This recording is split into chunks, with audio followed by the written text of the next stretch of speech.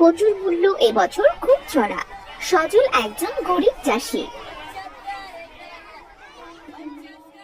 প্রতি বছর সে তার জমিতে বিভিন্ন ধরনের সবজি চাষ করে, কিন্তু কোনোবারই ভালো ফসল হয় না।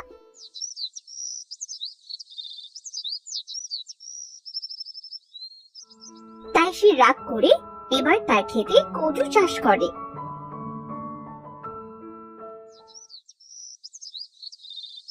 হঠাৎ করে এবছর কচুর মূল্য বেশি হওয়ায় সে বেশ লাভবান হয়।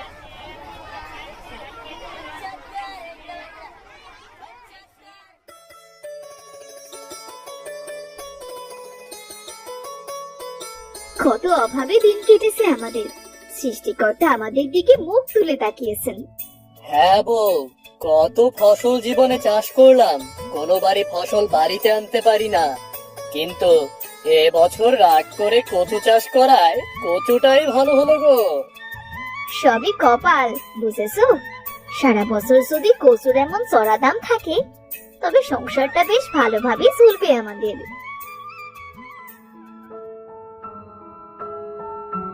বাবা বাবা, আজ কচু বিক্রি করে কিছু চিংড়ি কিনে এনো। আমার কচু দিয়ে চিংড়ি খেতে খুব ভালো লাগে। আচ্ছা মা, ঠিক আছে। কচু বিক্রি করে আজ তোর জন্য বড় দেখে চিংড়ি কিনে আনবো। জীবনে ভালো কিছু তো তোকে খাওয়াতে পারিনি, আজ তোর ইচ্ছাটা পূরণ করব মা। আমার বাবা খুব ভালো। বাবা, তাহলে কি আজ তোমার সাথে আমায় হাটে নিয়ে যাবে? চিংড়ি দেখতে আমার খুব ভালো লাগে বাবা। না না মা, তোকে এই রোদে গরমে আর হাটে যেতে হবে না। তোর বাবা না হয় তোর জন্য চিংড়ি কিনে আনবে। না না মা, তা হবে না। আমি নিজে বেছে বেছে সব থেকে বড় চিংড়িটা নেব। পাগলি মেয়ে আবার। ঠিক আছে, চল আমার সাথে।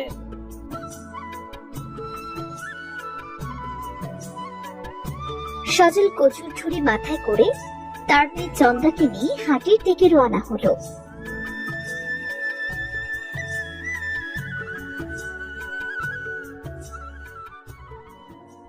সজলদা, ও সজলদা, আজকের বাজারের খবর জানো নাকি কিছু তুমি? কি হয়েছে দিনু, তুমি এমন হাঁপাচ্ছ কেন? তোমার কোনো সমস্যা হয়েছে নাকি? সজলদা, খুব বড় সর্বনাশ হয়ে গেছে গো। বাজারে কচুর দাম আজ থেকে একদম সস্তা। আমার 3 বিঘা জমিতে কচু চাষ করা। সজলদা, এবার আবার কি হবে বলো তো? জমিদারের কাছ থেকে ঋণ নিয়ে আমি কচু চাষ করেছি সজলদা। কি বলছো দিনু? কচুর দাম সস্তা হলে আমি তো আমার সংসারটা চালাতে পারবো না, কি হবে এবার?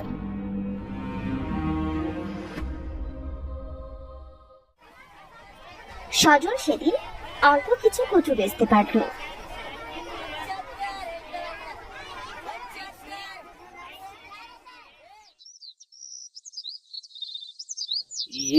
মানে মা চন্দ্রা, আজ যে টাকার কচু বিক্রি করলাম সে টাকা দিয়ে তো চিংড়ি মাছ হবে না রে মা। কি করবো এবার? আমার চিংড়ি মাছের দরকার নেই বাবা। আবার সেদিন তোমার হাতে অনেক টাকা আসবে, সেদিন না হয় চিংড়ি মাছ একটু বেশি করে কিনো। আমার মেয়েটার আল্লাহ কত বুদ্ধি দিয়েছে। চল মা, তাহলে আজ আমরা বাড়ি ফিরে যাই। সজল তার কচুর ঝুড়ি ও মেয়েকে নিয়ে বাড়ি ফিরে এলো।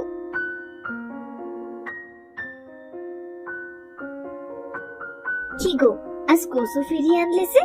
কচু বিক্রি হয়নি বুঝি? না গো বউ, না। আমার এই ফাটা কপালে বুঝি আর কিচ্ছু হবে না। বাজারে কচুর দাম একদমই সস্তা। দিনেশ দা তো তোমার থেকে রোজ কচু নিয়ে হাটে বিক্রি করতো, তার কাছে আজকের কচুগুলো তো দিয়েও দিতে পারতে। না গো বউ, সেও আর নেবে না বলেছে। দিনেশ বাবু বলল সস্তা জিনিস নাকি হাটে কেউ নিতে চায় না। তাহলে এবার কি হবে? সন্ধ্যার জন্য চিংড়ি মাছ এনেছো? না না, যেখানে সারাদিন বসে থেকে কচু বিক্রি করতে পারলাম না, সেখানে তাহলে চিংড়ি মাছ কিনবো কিভাবে? এমন পোড়া কপাল, আমি আমার মেয়েটাকেও ঠিক মতো পছন্দের জিনিসটা খাওয়াতে পারছি না। এভাবে বেশ কিছুদিন কেটে গেল। হঠাৎ করে কচুর দাম কমে যাওয়ায় একটা সময় সজলের কচু হাটে বিক্রি হওয়ায় বন্ধ হয়ে গেল। গগু, বাড়িতে তো তরকারি শেষ। রোজ কচু ঘন্ট, কচু ঝোল, কচুর ডাল, কচুর বড়া, এই কচু ঘেঁচু আর কত খাবো বলো তো? মেয়েটা তো আমার মুখে ভাত তোলাই বন্ধ করে দিয়েছে। না মা, তুমি বাবাকে এভাবে বলো না। আমার কোনো কষ্ট হচ্ছে না মা, আমি তো কচু খেতে ভালোবাসি। মারে, তুই আমাকে ক্ষমা কর। ছোট থেকে তোকে আমি ভালো কিছুই দিতে পারলাম না রে মা। তোমার যতটুকু যা আছে তা থেকে তো আমায় বেশি দেবার চেষ্টা করো বাবা। তুমি আমায় যতটুকু দাও আমি তাতেই খুশি। তুমি আমার সেরা বাবা। আমাকে যে এত ভালোবাসো এটাই আবার কম কিসের। পাগলি মেয়েটা আমার অনেক বড় হয়ে গেছে। বউ, ভেবেছি কাল ক্ষেত থেকে সব কচু উঠিয়ে অন্য ফসল চাষ করব। হ্যাঁ তাই করো, কিন্তু এক পাশে অল্প করে নিজেদের খাবার জন্য কিছু কচু রেখে দিও। আচ্ছা আচ্ছা, ঠিক আছে।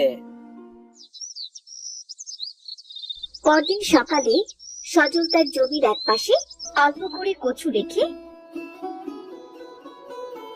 সব কচু উঠিয়ে ক্ষেত ঠিক করে বাড়ি ফিরল।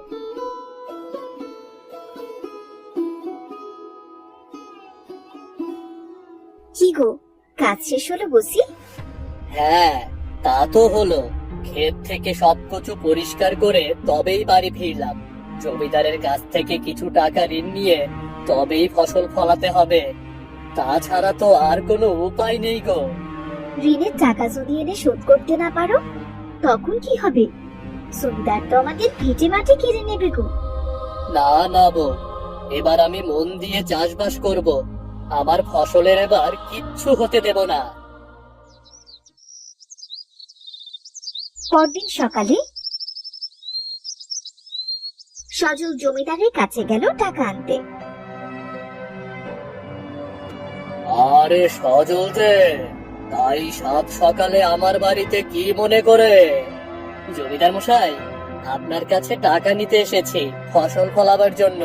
ফসল উঠে গেলেই বিক্রি করে আপনাকে সব টাকা দিয়ে দেব। আচ্ছা আচ্ছা, বেশ। তা কত টাকা নিবি? আমি কিন্তু আবার 5,000 টাকার কম দেই না। এত টাকা দিয়ে আমি কি করব? আহা, তোরা বুঝিস না। ফসল করবি, ঘরে বউ বাচ্চা আছে, তাদের একটু ভালো মন্দ খাওয়াবি। তবে মনে রাখিস, সঠিক সময়ে টাকা দিতে না পারলে ভিটে মাটি কিন্তু আমার হয়ে যাবে। আচ্ছা আচ্ছা, বেশ, তাই হবে। আপনি এবার টাকাটা দিন আমাকে। নে, টাকাটা ভালো করে গুনে নে। সজল জমিদারের কাছ থেকে বিদায় নিয়ে বাড়ি ফিরে এলো। নাও, টাকাগুলো ভালোভাবে রেখে দাও। কাল জমিতে চাষ দিয়ে ধানের বীজগুলো রোপণ করে দেব। এত টাকা এনেছো কেন? এত টাকা দিয়ে করবেটা কি? জমিদার বলেছে এর কম টাকা সে দেবে না, তাই নিয়ে এলাম। কাজে যা লাগে লাগাবো, কাজে না লাগলে রেখে দেব।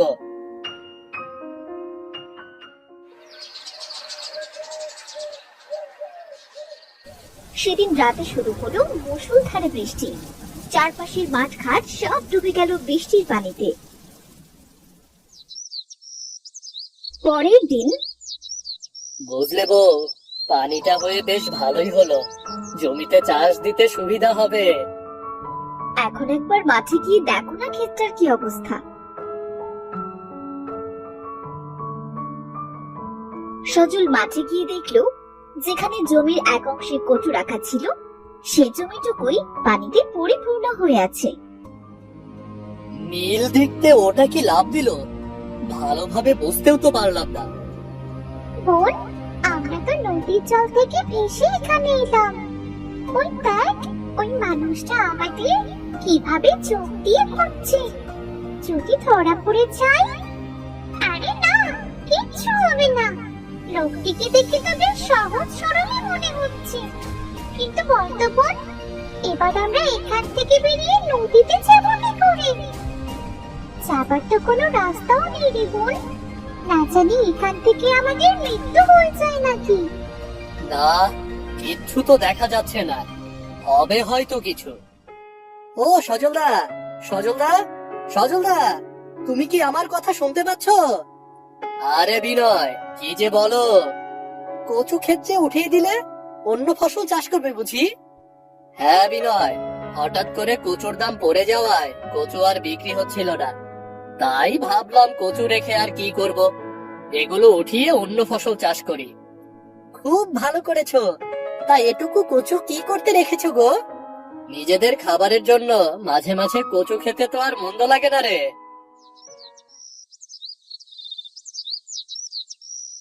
কদিন পর থেকে সজল জমিতে চাষ দিয়ে ধানের বীজ রোপণ করলো। কিছুদিনের ভেতরে ধানের গাছগুলো বেশ বড় হয়ে গেল। একদিন সজল তার জমি থেকে ঘাস পাচ্ছিল, তখন তার মেয়ে চন্দ্রা তার জন্য খাবার নিয়ে এলো। বাবা, ও বাবা, এই নাও বাবা, তোমার জন্য খাবার নিয়ে এসেছি। কষ্ট করে আবার মাঠে এলি কি করতে মা? আমি তো এক্ষুনি বাড়ি যেতাম। মা বলল তোর বাবাকে ভাত দিয়ে ফেরার সময় কিছু কচু নিয়ে যেতে, দুপুরে রান্না করবে সে। ও আচ্ছা, তুই এখানে দাঁড়া, আমি কচু কেটে দিচ্ছি। সজল কচু ক্ষেতের ভেতর নামতেই দুটো চিংড়ি একসাথে লাফ দিয়ে অন্য জায়গায় সরে যায়। ও মা, কত বড় চিংড়ি মাছ গো! বাবা, আমাদের কচু খেতে দেখছি নীল চিংড়ি এসেছে। কিন্তু মা, নীল চিংড়ি তো আমি কখনো দেখিনি, এত বড় চিংড়ি এখানে আসলো কিভাবে রে? ও বাবা, চিংড়ি দুটো ধরে দাও না, মাকে বলবো কচু দিয়ে রান্না করে দিতে। আচ্ছা আচ্ছা, বেশ, তুই দাঁড়া, আমি চিংড়ি দুটো ধরে দিচ্ছি।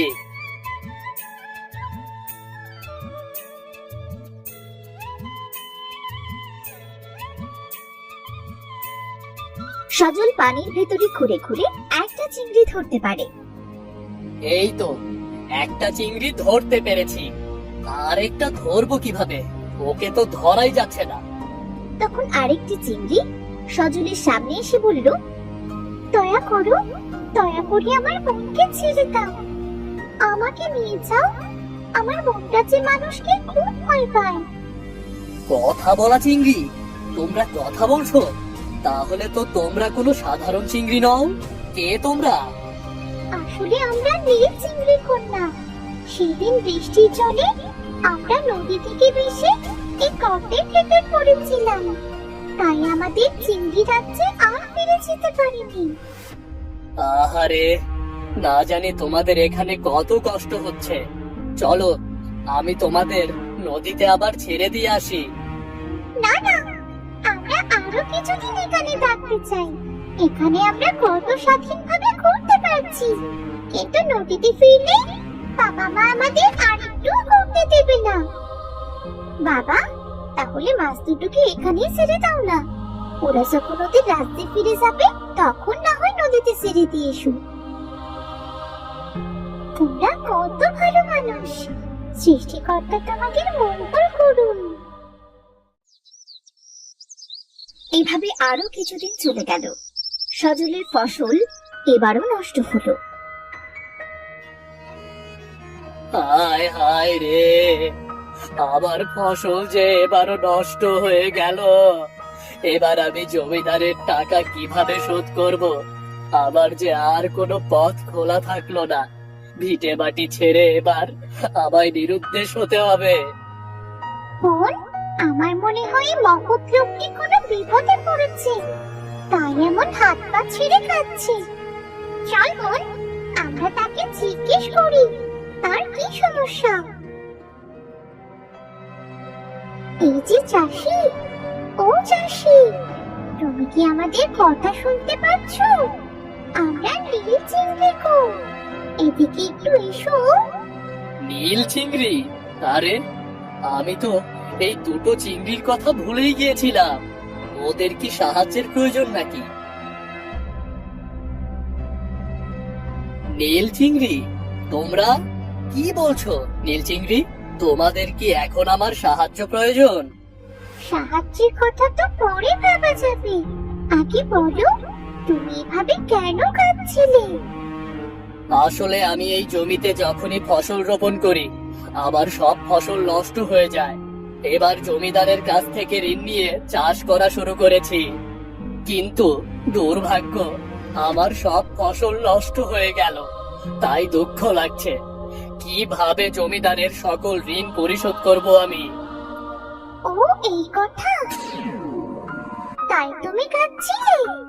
শোনো, এই মাটিটা তোমার জমিতে ছিটিয়ে দাও, দেখবে এরপর থেকে তোমার ফসল আর নষ্ট হবে না।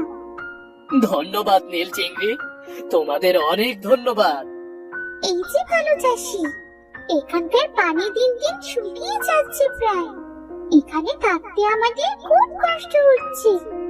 এবার তুমি আমাদের নদীতে ছেড়ে দিয়ে আসবে? নিশ্চয়ই যাব। চলো চলো তাহলে তোমাদের আজ থেকে মুক্ত করে দিয়ে আসি।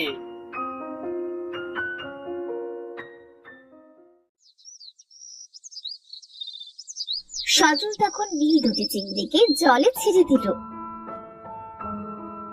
এই নাও ভালো চাষি, এটা তোমার সততার পুরস্কার।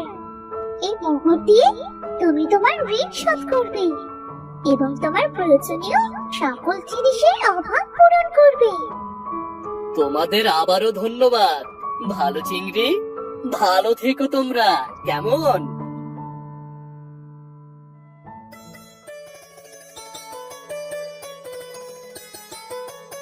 এরপর সজল জমিদারের সকল ঋণ পরিশোধ করে দেয়। তার জমিতে এখন খুব ভালোভাবে চাষাবাদ হয়। সজল তার স্ত্রী কন্যাকে নিয়ে সুখে শান্তিতে দিন কাটাতে থাকে।